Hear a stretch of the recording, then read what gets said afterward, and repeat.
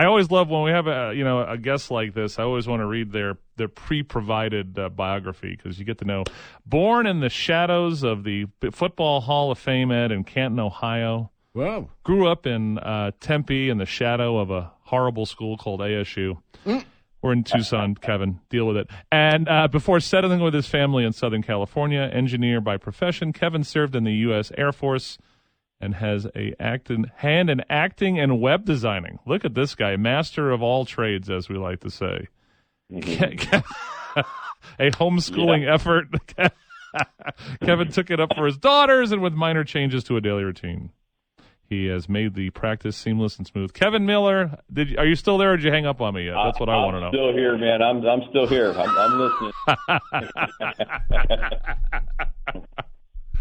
So I know we want to talk about our subject today is how, quote, regular school parents can homeschool. Yeah. But before I get there, I just want to talk about, because, it's so relevant with what's going on in the world. When I look at, I don't know what, you're still in Southern California, I assume? Yeah, we're still in Southern California, Burbank area, to be exact.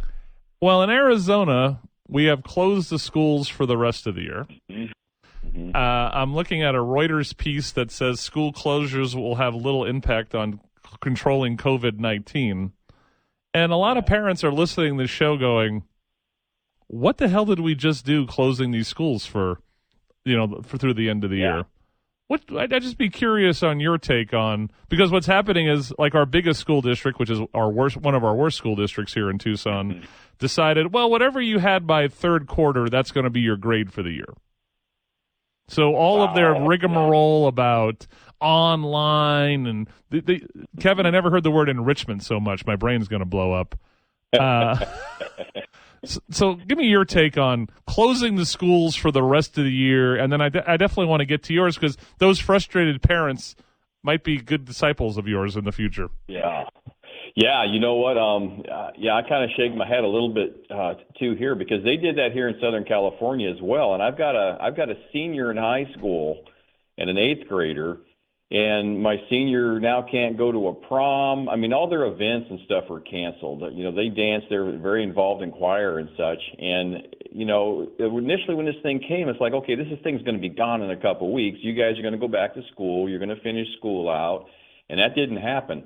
And I really don't understand it either. I'm just not, sure why the schools need to remain closed, why they need to go, online, because this is something that seems like the school system and the teachers weren't ready for themselves.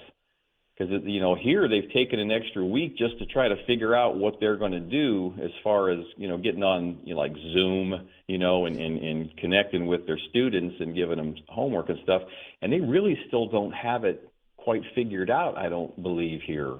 Well, I got a kid who's trying to study for 2 APs as a senior, and they're oh, here's a YouTube on this dude in, back in Atlanta who's going to, help her for an AP lit test. And you're like, yeah. Right, exactly. How's that going to work out for you? Yeah, I don't understand how the grades and stuff. I mean, my girls, they're smarter than me. They're honor students and such, and I guess they'll be fine. But it's like they just feel so shorted, with everything, and especially my senior. She's just like, why did this happen? Why couldn't this happen last year? I know exactly what you're going through. Yeah. So, Kevin, so people who are frustrated with their people are going to find out with not going to certain things or whatever that they may not go back or do it, right? One of them is this public school thing. And so you're saying, look, you can homeschool your kids, and if you do this correctly, the disruption to your life and their life isn't as bad as you think, and the payoff's way worth it. Yeah, no, you can. I mean, you really can. My daughters were here, and actually we're here in Southern California because my 2 daughters decided they wanted to be actors about 7 years ago. So we moved, actually we were living at the time in Goodyear, and we moved over here to allow them to do that. And for the first 4 years, we online schooled them with a online school called Connections Academy. I guess that's a plug for them. But it was really, they did really, really well. One of the benefits is that they learned how to do their own homework. They learned how to be, self-reliant. They learned how, the MLA, how to write their, reports and stuff. And they became very independent. So when they went back to public school, it was a piece of cake for them, because they were used to that stuff. My oldest daughter's like, Dad, my friend so-and-so, she's failing her class, but because she doesn't do her homework. That was so foreign to them because they were so used to doing their homework and their assignments. But, so what can parents today, if they're sitting here going, something, they've been kicking the tires on the homeschooling thing, give them the first 2 or 3 steps to get there. You bet. Well, the first thing is, first step is to figure out, where you want to go online school your child, or if you're going to homeschool. The difference is homeschooling, you're completely up to you to do this. I would recommend online school, and a place like Connections Academy is a very good place to start. And when you do that, the way you got to kind of do certain things to make it successful. You got to give that child their own space, their own desk, their own table, somewhere in the house or apartment that's theirs, where you can set their computers up and have their books accessible and all their supplies, and away from like TV and other people talking and their cell phones. So you kind of give them their own space. That's pretty important. Then you kind of want to be consistent with their schedule. When we're homeschooling, we let them sleep in a little bit. That's good for them. It's a good. But we kept their start times and end times and their breaks and their lunch, a regular, because you want to take regular, breaks and stuff in there. And getting them involved in setting up their schedule, it really kind of, they kind of buy into it, because they're helping set the schedule up. So they're good with that. And then just staying involved as a parent, you kind of become a learning coach. They have teachers that they communicate with, but you really have to it takes kind of a commitment from the parent as well, because you really got to sit down with your child at first and get them going and kind of get involved with their stuff, which was cool because I learned and I relearned so many things that I had forgotten from school by sitting down and doing history or biology or science or stuff with my kids. I'm like, I kind of like this. I'm learning some new stuff that I must have missed when I went through school. Sure. So that's another thing you need to do is just kind of get them started, get them going, be involved, know what their assignments are and stuff. And it's basically just getting organized. If you're organized, your child's going to get organized, and it's going to benefit them quite a bit. The downside is they kind of lose that social aspect of their friends and stuff, and that's why we sent them back to public school after 4 years, because my daughter was just entering high school, and she's like, Dad, I want my high school experience and stuff. So we're like, okay, we get it. We'll send you back. You guys can go back to regular school, try it out, see how you like it. And they absolutely loved it and haven't looked back, But it's just a personal preference. But these times right now where they're forcing everyone to go into homeschool, I would just say, be calm. Don't get upset or get the anxiety levels high and stuff.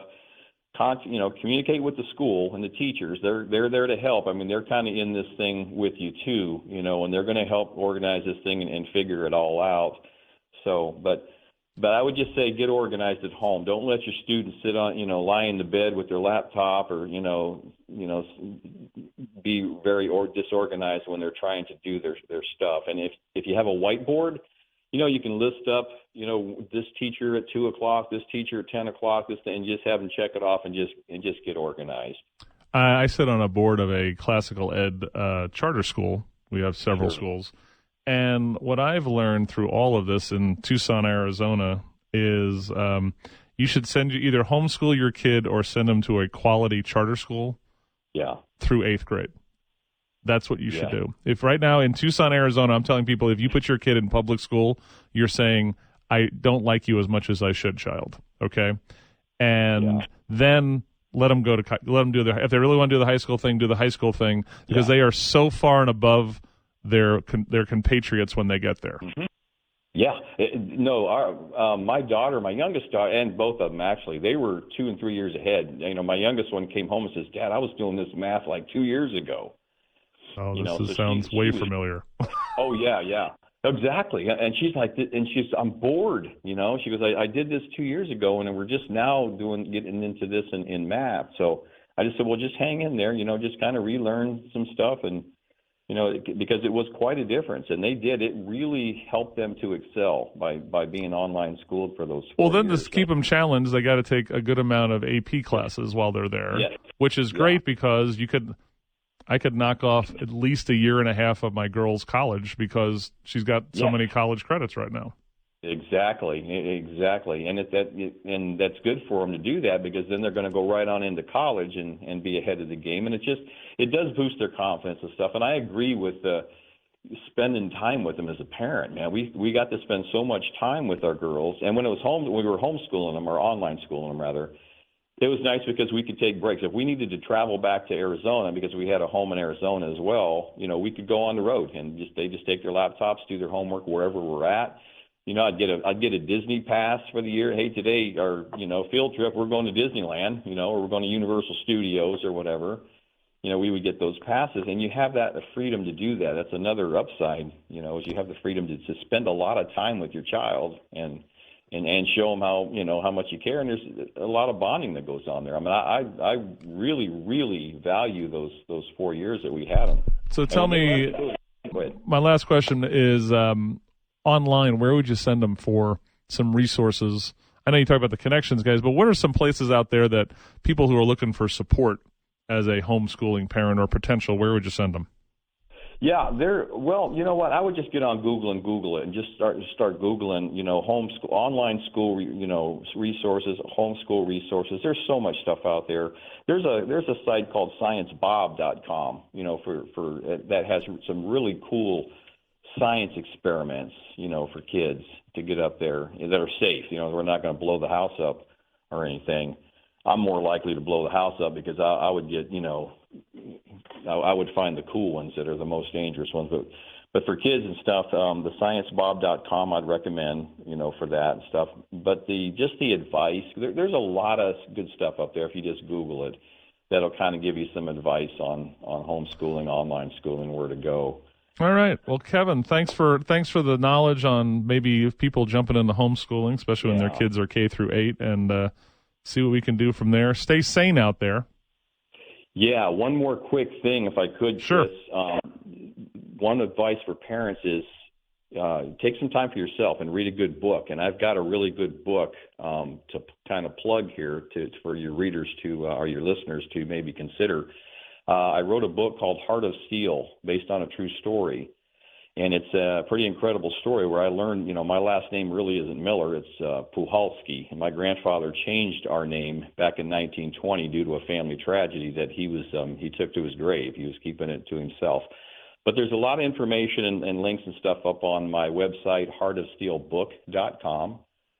So while you're out there surfing, if you might want to stop in there and check it out. It's a very interesting story. It's a #1 bestseller on Amazon, and it's actually being turned into a movie here in Hollywood, where my two actors, my two young actresses, are going to get roles in. Wow, look at you. Yeah. It's good to see all those acting lessons are finally paying off. Finally, because they need to, because they about broke me. So, I said, girls, okay, now it's time to earn your keep. Well, Kevin, good luck with the book and everything, and thanks for sharing a little love of the homeschoolers for us. Yeah, absolutely. You guys take care down there in Tucson, and go Devils. Oh my God, get this guy off the freaking phone.